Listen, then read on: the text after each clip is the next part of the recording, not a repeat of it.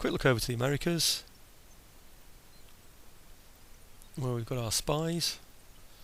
Doesn't seem to be putting anything on ships or anything there, does he? Any armies on ships, so he doesn't seem to be preparing certainly to attack me. Let's have a quick look down here, and everything seems fairly secure down there, doesn't it? Right, okay, again it's going to be improving my buildings. So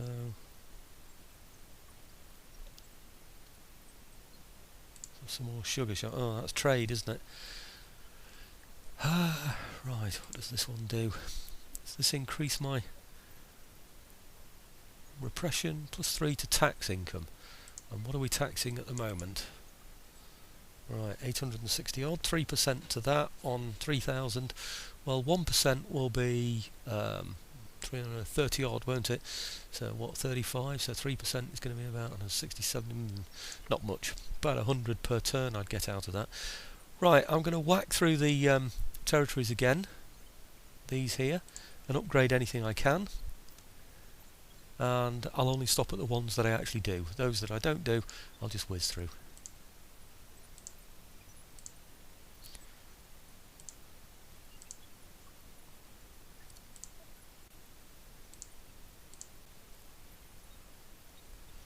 Right, that seems to be about it. It's just all the land-based places, all the places that I can rely on for a regular tax income without relying on trade. That's the thing there. Let's have a quick look, see what we've got here now. In terms of expenses, it's going to be a lot more expensive now. See how our expenses have shot up through the roof to 47,000 now, so there's no way we're even keeping pace with that now. It's gone well ahead of us. We do have an alternative income of 3,300, so that makes us 44,000. We're still a bit shy, we're about 3,000 shy. I don't know if there's anything out there that can cut off all of our trade, but if it did all at once, then we would struggle and we would have to disband armies. Anyway, let's see what happens now. It's mainly India that we're going to be watching out for.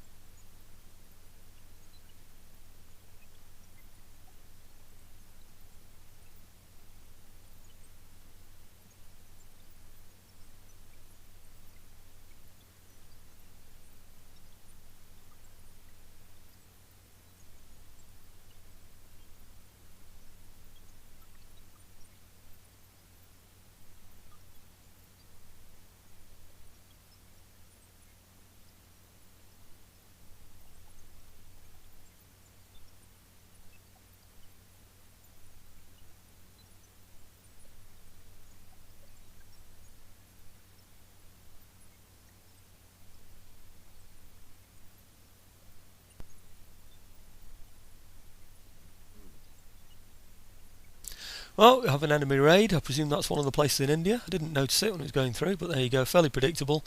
He's taken out one of the buildings there. He's split himself into forces all over the place to create maximum amount of damage. Not to take any territories, but simply to injure my economy. That's his intention.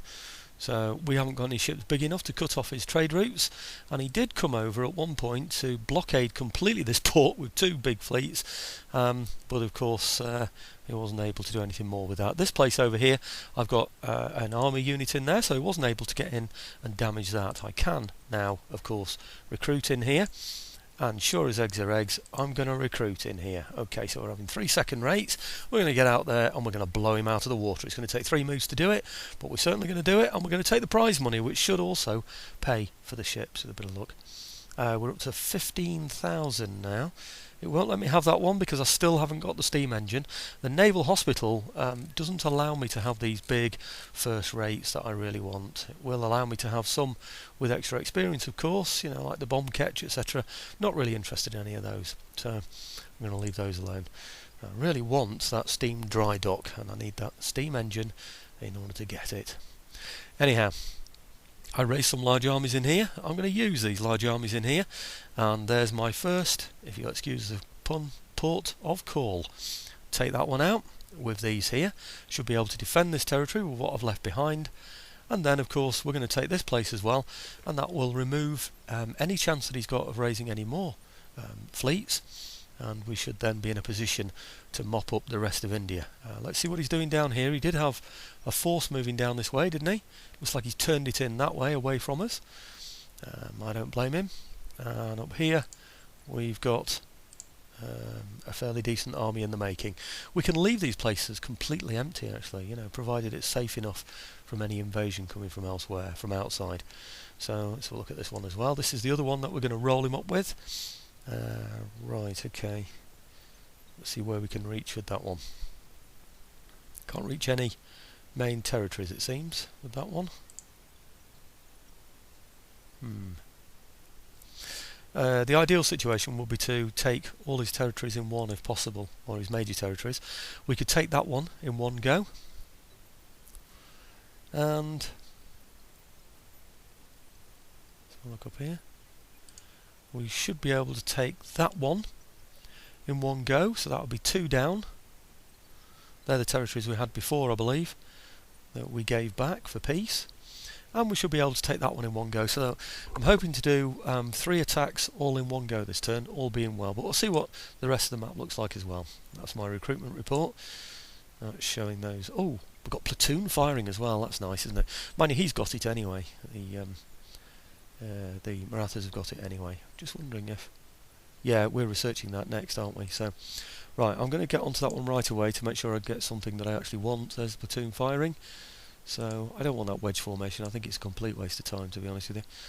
I'm sure somebody will tell me how I should use it, but I'd like them to demonstrate it, please. I know what it does. It gives you a triangle. It gives you a point that you can break the line with, but I usually find that cavalry are useless against infantry anyway, unless they're attacking them at a great disadvantage to the infantry. So I really want that steam engine there, and I can't have it yet, can I? I need Wealth of the Nations for that one. That's the one I think I've got. That's the one I wanted, if you remember. Yes, Wealth of the Nations. I think what we're going to have to do with Utrecht is get machine tools. It's going to take 9 turns to do so, but we are upgrading the university anyway, so maybe we'll be able to get it that way soon.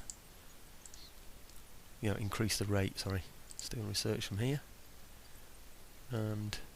Fire and advance, that's another one I think is fairly useless. They never seem to operate in the way I want them to. But then maybe that's because I'm fussy. I'll still go for the power loom in here. And construction report. Ooh, lots and lots and lots of buildings. Enemy raid. Oh, right, that's the one we know about. Trait gained. Right, honest. That's what we like to hear. Only 15,000 this time though. And we're down to 19,000 overall income. That probably means that the trade has been hit somewhere. Let's have a look and see where he's affecting the trade routes. Must be here somewhere, I would have thought.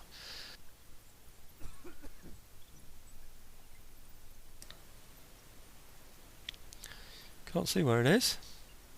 Is that raiding a trade route? Is that one? Nope. Nothing there seems to be raiding a trade route. Notice how he's keeping all of these together. He thinks obviously strength in numbers.